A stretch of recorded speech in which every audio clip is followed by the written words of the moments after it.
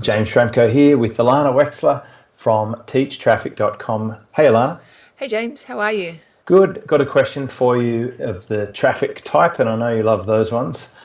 I'm getting questions about the differences between whether you should use Facebook or GDN, and we probably should start out by explaining what GDN actually is.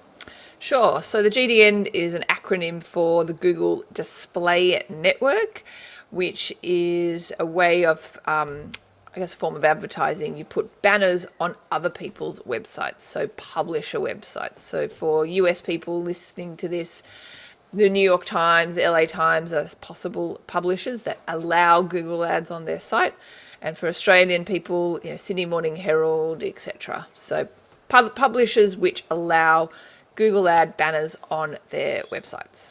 And I guess some people might think, okay, they're kind of a similar category. It's different than the intent-based search that we're used to with Google ads, where people are typing into Google a particular word and then being presented ads. Yeah. On the GDN, it's a little more like Facebook, I suppose, where it's a little more native within the content. People aren't necessarily searching for it. You could call it more interruption marketing, perhaps, or native advertising.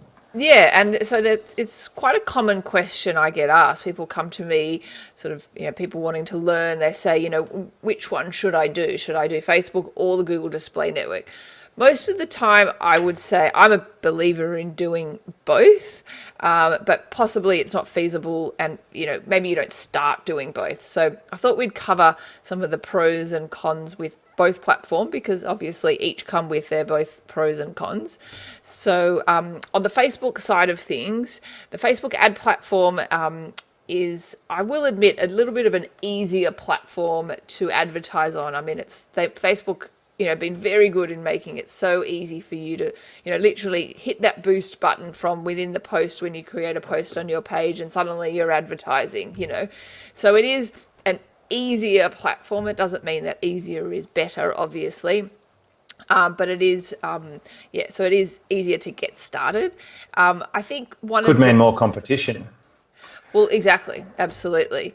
The other, I think, real advantage that Facebook does have over the Google ad platform is the social aspect.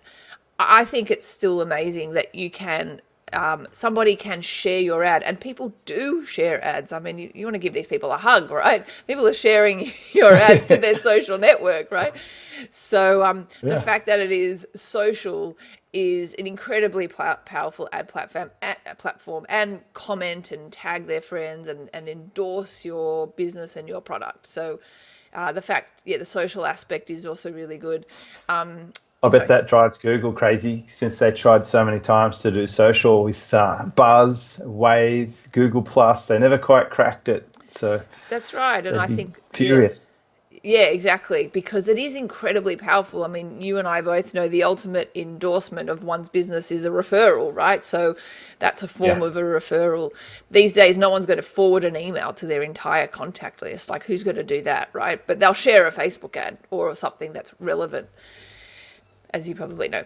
And I think the third aspect of why Facebook is a viable option is that you can do really long form content, long form ads.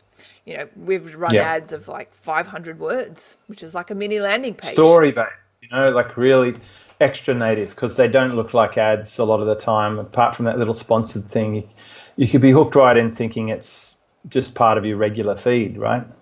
That's exactly right. And we see the best results with story-based ads because, as you say, they're native and they don't feel like an ad. It doesn't feel a bit icky. You're trying to make a sale. It's just telling a story and, through the powers of that story persuasion. But there are some downsides with Facebook, which are worth mentioning, is, it doesn't suit every type of business. So it can be a little bit hard for businesses who are in, let's say, B2B, maybe they're an insurance broker or something. I don't know, I'm making it up. But, for sort of not very classic Facebook-y type businesses, it might be a hard platform to use and apply. And I don't know if you've seen this, but it is definitely getting harder and more expensive, and it's a very fickle ad platform. Your listeners might find I've found you know, I know people, educators actually, who behind the scenes, all of their accounts are being slapped, like 5, 6, 7, all of the clients' accounts are slapped, and there's very little to no recourse. So sometimes there's not even a clear reason why. So that can be tricky. But the other thing that's obvious is there's a lot of people out there teaching Facebook. Like every man and their dog is teaching Facebook, and just Facebook. So as it's an easy platform, as it's a great place to start if you've got a budget of $5 a day, you're in there with the masses. And I think one great separator of Facebook to Google is Google's sort of like a little more pro level. You're stepping up more, and that's what I love the most about what you do. Teachtraffic.com teaches Facebook and Google, and now YouTube as well. And that's where the super pros are going, where they've maxed out Facebook, the ad costs are too much, or their accounts are having trouble. They're going into the much bigger, deeper networks where there's less competition. That's right. And I find with Facebook, you can have an ad that does really well, let's say for a week, and then for no reason, and it's completely unexplained, the ad just suddenly dies, which is It fades. It fades, and so it's a very up and down ad platform in terms of results. So contrast that to Google, as you say, it's more pro level. It's a much more stable ad platform. Once you get Google working for your business, it's incredibly stable. It's like a cruise ship that's got the stabilizers out, it just sort of cuts through those waves. Which is really, so I guess that's the flip side of what we're talking about today is why would you consider Google, and specifically the Google Display Network. So one reason it's like significantly cheaper than what Facebook is, and you only pay for a click. Like contrast that to Facebook, where you pay for an impression. Yes, you can set up your ads on Facebook to pay for a click, but the performance wise it doesn't work as well. So with Google, it is strictly a pay per click platform, so you get obviously a ton of free branding through the impressions that you get, and one of the other reasons why the GDN is also really good is Google sort of boasts quite loudly that you can capture over 90% of all US web users, which is a pretty amazing statistic. So for the B2B people, the concept of are my target customers, on Google? Yes, they are. They're using Gmail, they're using YouTube, they're reading articles in the business section of the New York Times. It's by far the dominant search engine. Totally. So yeah, they're my thoughts on that.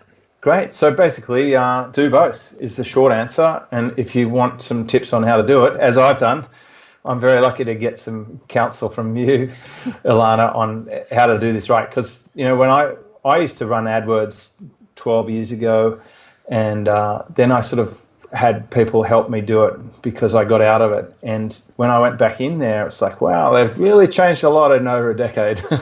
And you're a genius at this stuff. Your data background especially, you just look at this stuff and it's like, oh yeah, do this, do that, and you stay on top of it. So I appreciate that. More details at teachtraffic.com.